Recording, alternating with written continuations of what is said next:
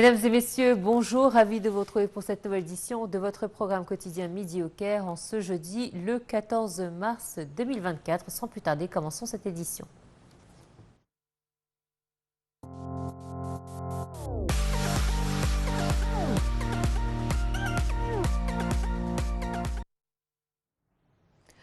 À la une de l'actualité, le président Abdel Fattah el-Sisi qui a reçu hier soir au palais d'Al-Ittihadiyya le premier ministre néerlandais. Ils ont discuté du développement des relations bilatérales et de l'évolution de la situation régionale, en particulier des efforts de l'Égypte pour parvenir à un cessez-le-feu et la fourniture d'aide humanitaire à la population de la bande de Gaza. Voici les détails. Lors d'une rencontre au palais d'Al-Ittihadiyya, le président Abdel Fattah el-Sisi et le premier ministre néerlandais Mark Rutte ont discuté du développement des relations bilatérales. El-Sisi et Rutte ont discuté du développement des relations bilatérales en effet, et à cette occasion, le président el-Sisi a mis l'accent sur la profondeur des relations et le niveau de coordination et de coopération conjointe entre les deux États. Il a affirmé que leurs discussions ont affirmé l'engagement des deux pays à découvrir les moyens de renforcer les relations bilatérales à la lumière de l'existence d'horizons plus larges de la coopération bilatérale dans divers domaines politiques, économiques, scientifiques et culturels. Les discussions ont également porté sur les dernières évolutions de la conjoncture régionale, notamment les efforts égyptiens pour parvenir à un cessez-le-feu à Gaza et fournir les aides humanitaires aux habitants de l'enclave. Une conférence de presse conjointe a été tenue suite aux pourparlers entre les deux responsables. Dans l'allocution qu'il a prononcée au cours de la conférence, le président el-Sisi a indiqué que les pourparlers avaient reflété l'importance de l'Égypte en tant que partenaire stratégique de l'Union européenne et de ses pays membres dans les divers domaines, notamment la lutte contre la migration clandestine, la lutte contre le terrorisme, le soutien de la sécurité et la stabilité dans la région, de façon à réaliser les intérêts égyptiens et européens. El-Sisi a également souligné la convergence de vues avec le responsable néerlandais pour renforcer les échanges commerciaux et attirer davantage d'investissements directs néerlandais.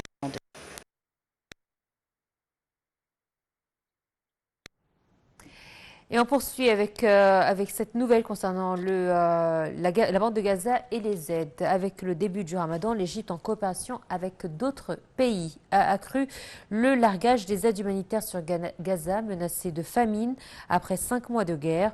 L'armée de l'air égyptienne, en coopération avec celle des Émirats arabes unis, a intensifié depuis l'aéroport de l'Arish ses largages aériens de tonnes de nourriture et d'aide médicale dans le nord de la bande de Gaza. Ces largages aériens d'aide interviennent sous les directives du président Abdel Fattah el-Sisi afin d'alléger les souffrances des Palestiniens dans les circonstances actuelles qu'ils connaissent.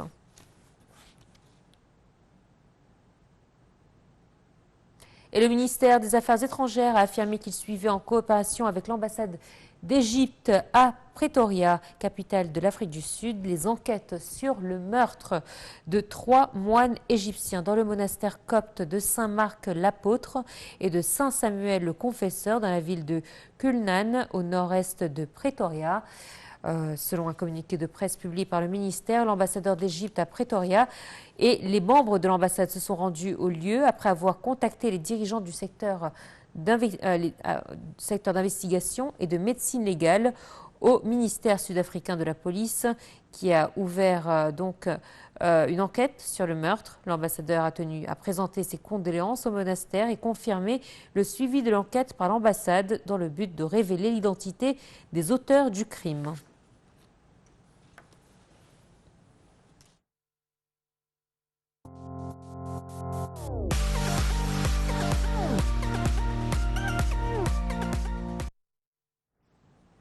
Plusieurs rapports positifs sur l'économie égyptienne ont été émis ces derniers jours, a affirmé le chef du gouvernement, Dr Mostafa Madbouli, lors de la réunion du Conseil des ministres qu'il a présidé hier à la nouvelle capitale administrative. En voici les détails. Le Premier ministre a passé en revue un certain nombre d'indicateurs économiques positifs, soulignant que le gouvernement poursuit les efforts pour achever le processus de réforme économique, et cela en coordination avec la Banque centrale d'Égypte. Mostafa Madbouli a affirmé le retour des transferts des Égyptiens à l'étranger à la normale progressivement, compte tenu de l'absence de différence entre le prix officiel du dollar et le prix sur le marché noir, ainsi que les campagnes lancées par le ministère de l'Intérieur actuellement contre les négociants en devises. Le Premier ministre a ajouté qu'une grande partie des marchandises accumulées dans les différents ports avaient été débloquées, d'une valeur d'environ 3 milliards de dollars, soulignant qu'il existe actuellement un plan pour payer les montants redevables des partenaires étrangers. Madbouli a également mis en lumière les rapports positifs sur l'économie égyptienne publiés ces derniers jours, dont l'annonce de l'agence de notation de crédit Moody's du changement de sa perspective pour l'économie égyptienne de négative à positive, ouvrant ainsi la voie pour améliorer la cote de crédit de l'Égypte au cours de la période à venir. Il faut s'appuyer sur les résultats positifs des récentes décisions, de manière à contribuer à restaurer la pleine confiance, fournir les ressources en devises nécessaires et attirer les investissements étrangers, a déclaré le chef du gouvernement.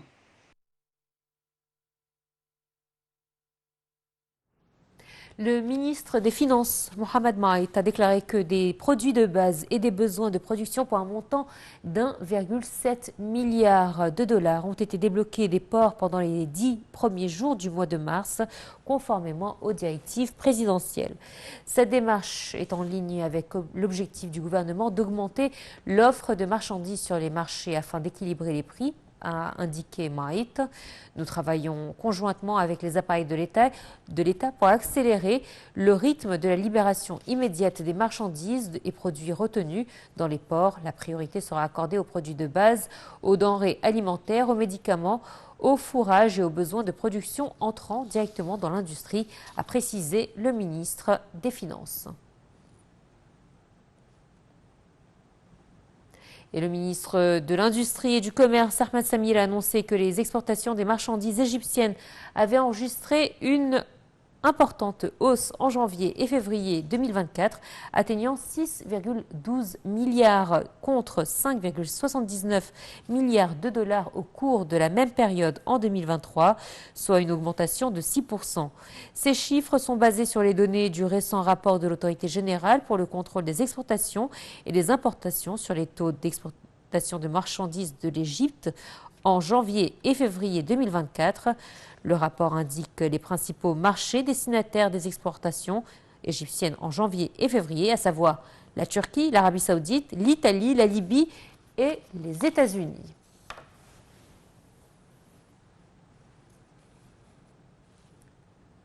Les ministres du pétrole et des ressources minérales ainsi que de l'aviation civile, de l'environnement, du commerce, de l'industrie mais aussi de l'agriculture et de la bonification des terres ont discuté des mécanismes de coordination et de coopération entre eux pour travailler à la production de carburant d'aviation durable à la lumière de l'initiative du secteur pétrolier visant à mettre en œuvre le premier projet de ce type dans ce domaine.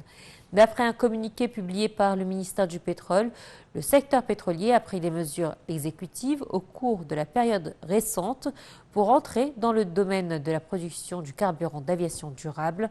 Le carburant sera produit à partir d'huile usagée comme matière première, selon des études préparées par le secteur pétrolier.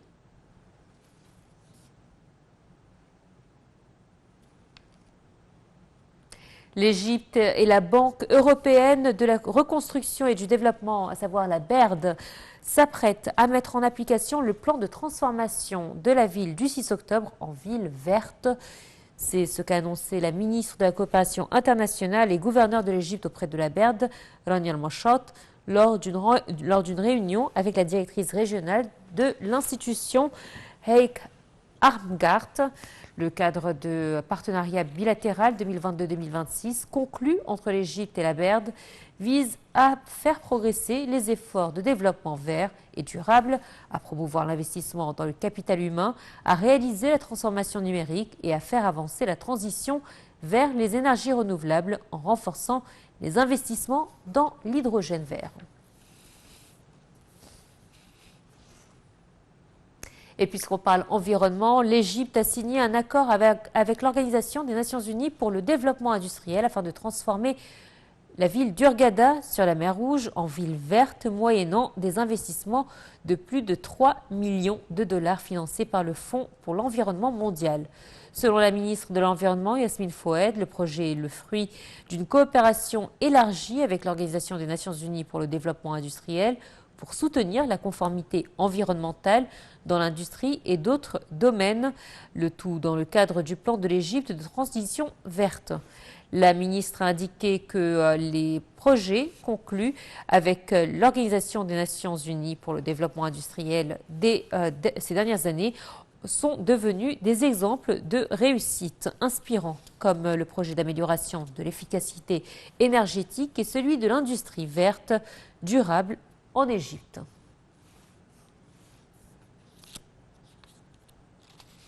Le ministre de la Santé et de la Population, Khaled Abdelghafar, a affirmé que 20 hôpitaux seront modernisés ou construits dans 11 gouvernorats en 2024 pour un montant de 10,9 milliards de livres égyptiennes.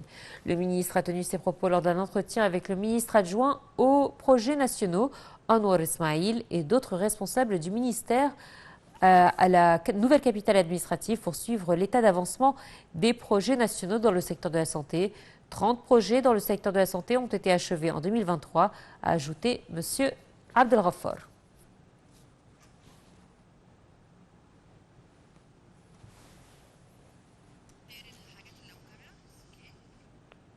Et tout de suite, on va commencer ou débuter notre rubrique des nouvelles en bref.